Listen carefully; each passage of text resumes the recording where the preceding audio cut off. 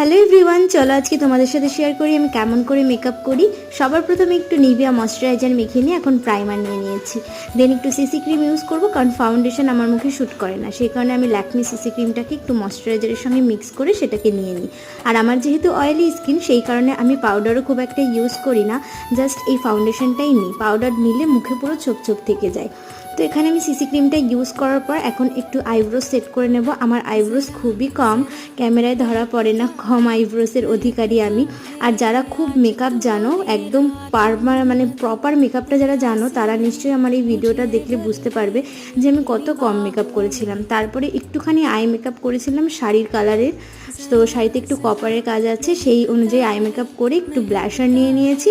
আর এখন আমি কাজল পরে নিচ্ছি, আর লিপস্টিকটাও পরে নিয়েছি। কাজল বরাবরই আমি ছোট আয়না ধরেই পরি। আর এই হচ্ছে শাড়ি, আর এই হলো আমার ফাইনাল লুক।